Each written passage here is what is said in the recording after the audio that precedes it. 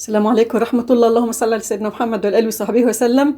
بانيه بدون بيض يا بنات، أيوة والله بدون بيض. شايفين بقى النتيجة؟ بجد أبهرتني. وكنا بنعمل بقى فيها بيض وبنكلف نفسنا على إيه؟ والله شايفين قرمشة وسوى ولون وطعم، والله العظيم خطير. فعلا ندمت إن أنا ما كنت اللي أنا كنت بعمله أصلا ببيض قبل كده. طب تعالوا نشوف البديل ونشوف إيه يعني الوصفة كلها. ما تنسوش اللايك والاشتراك في القناة. أنا عندي نص كوب لبن رايب. طيب ماشي، انا لو ما عنديش لبن رايب ممكن زبادي، كوب زبادي بس قلبيها كويس علشان انا عايزاها سايله. بعد كده المكون التاني معلقه دقيق ونص معلقه صغيره بيكنج باودر.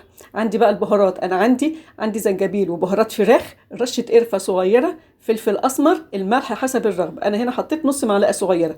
هقلبهم كويس جدا وبعد كده هخففها بحوالي معلقتين ثلاثه ميه زي ما انتم شايفين. الكميه ديت هتنفع لقد ايه يا حنان؟ هتنفع لربع كيلو بانيه عندي، يعني زياده وزياده حتتين، قطعتين كده او قطعتين وحتى صغيره يعني. تمام. لو انت عندك نص بانيه او زياده هتزودي الكميه اللي انت شفتيها ديت طبعا. ونص ليمونه كالعاده، يعني انا نسيت احط في الاول فمش مشكله، بلحق نفسي يعني. بعد كده احط شويه بانيه، يعني كام قطعه كده وهقلبهم. وبعد كده هحط اللي هي الكميه التانية. ده زي ما انا اتفقنا، ده ربع بانيه زياده حتتين او حتتين وقطعه صغيره. اقلبهم كده كويس وهسيبهم في التتبيله لمده ساعه. تمام. لو هتبيتيهم بقى او لو انت هتشتغلي فيهم من بالليل مفيش مشكله، تبليهم برضو بحيث الصبح هتشتغلي فيهم يبقوا جاهزين. هيبقوا طبعا اجمل واطعم. هسيبهم انا كده، انا بصراحه حطيتهم كده ساعه. وتعالوا نشوف الطريقه بقى ايه بتاعتي. انا عندي ده اللي هو الكورن فليكس اللي هو الجاهز، بيتباع يا بنات اللي هو السايب بالكيلو. تمام. جبته وطحنته شويه عشان هو بيبقى خشن جامد يعني. بعد كده عشان اطعمه انا عندي اللي هي خلطه اللي هي الفيجيتار اللي هي البقسماط. بحط فيجيتار وبقسماط يعني، وعيش فينو متكسر. يعني تتبيله انا بعملها كده عندي بالشكل ده. وبعد كده نص معلقه صغيره بيكنج باودر ومعلقه نشا. يبقى اللي هي الكورن فليكس مع البقسماط والكورن والبيكنج باودر ومعلقه النشا. البهارات بقى نفس البهارات اللي انا حطيتها على البانيه، بس ده شايفين ربع معلقه صغيره. ليه البهارات مش كتير؟ علشان انا عندي البقسماط انا مبهراه ببهارات، وهو اصلا الفيجيتار لما انا بنحطه على البقسماط بيبقى يعني طعمه بيبقى جميل جدا. اهم حاجه بس الكورن فليكس اللي انت بتشتريه لازم تطحنيه طحنه كويسه عشان عايزاه يبقى ايه، ناعم شويه مش خشن. بعد كده بقى ايه، هبدأ اجيب اللي هو البانيه بتاعي وهحطه في البقسماط. يعني اقلبه كويس وبعد كده برجعه بص في نفس التتبيله تاني. تمام. اهوت انا جبتها لكم من الجنب ده عشان تشوفوا اكتر يعني. حطيته في نفس التتبيله تاني وبعد كده هرجعه تاني مره. يبقى انا بعمله مرتين يا بنات. هقلبه كويس جدا بالشكل ده كذا مره زي ما انتم شايفين كده. وهاخده بين ايديا وهضغط عليه علشان الكفر بتاعه ما ينزلش مني في الزيت. تمام اهوت شايفين. ولا اسهل من كده، لا بيض بقى ولا تكلفي نفسك. والله بجد اقول لكم انا بجد والله ندمت ان انا كنت فعلا بعمله في بيض وارجعه بقى في الدقيق والكلام ده كله. لا ابدا، هي بصي خطوتين اهي حطيتيهم فيه والله وطلعوا اجمل. جربي والله وانت هتبقى دي طريقه معتمده، هتنسي انك تعملي فيها بيض خالص. زي ما انتم شايفين انا بقلبها كذا مره في الكورن فليكس مع البقسماط. وابضغط على شايفين ايديا ناشفه اهوت مش بيلزق فيها اي حاجه.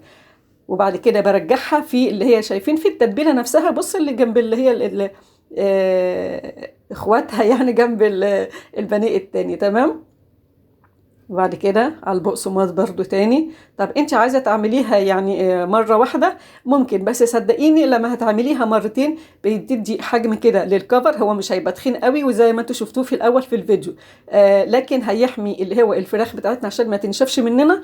وبرضو بتدي له طعم جميل بيبقى مقرمش كده حلو. طيب حاجه تانية بقى للتوفير يا بنات، بدل ما هتعملي تقلي اللي هي البانيه في طاسه كبيره او حله كبيره فيها زيت كتير، هتحطي نص لازازه الزيت، وازازه الزيت دلوقتي بقت 50 جنيه ما شاء الله يعني. لكن انا بص انا بعمل ايه، طاسه صغيره عميقه شويه بحط فيها شويه زيت. يعني مش كتير قوي، مش هياخدوا حتى ربع ازازه الزيت يعني. يعني بتاع مثلا قولي نص كوبايه او حاجه زي كده. وبعد كده بحط قطعتين بس. هي عيبها بس انك انت يعني هتقلي قطعتين اتنين بس في المره يعني. بس ما فيش مشكله، انت لما تعملي وهتعملي جنبيه يعني حاجه تانية كده في المطبخ صدقيني يعني مش هتحسي بالوقت بجد يعني. وانت عارفه البانيه يعني بيستوي بسرعه جدا. شايفين اللون والقرمشه زي ما انتم شايفين كده والله العظيم. طلع في منتهى الجمال يا بنات، لا بيض بقى ولا اي حاجه. هنا بقى لو في اي حاجات بسيطه كده نزلت من الكفر شيليها عشان ما تتحرقش. وفي الاخر تيجي في البانيه اللي بعديه.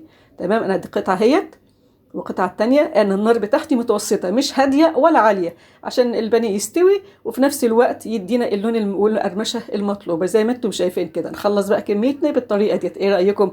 يعني سهله وجميله جدا واقتصاديه.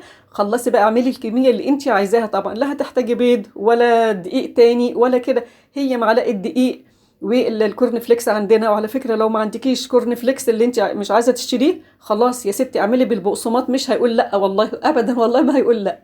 يا رب الفيديو فعلا ينور رضاكم، لان فعلا هو يستاهل والله. جربوه فظيع يا بنات. تعالوا نشوف بقى من جوه. اهو اتقطعنا. ايه رايكم بقى؟ والله قرمشه، طعم، لون خطير والله. يعني بقول لك يعني اولادي قالوا والله ما في فرق يا ماما، ده بالعكس ده اجمل وطعمه كمان احلى. يا رب الفيديو فعلا نور رضاكم وتنفذوه. والسلام عليكم ورحمه الله وبركاته.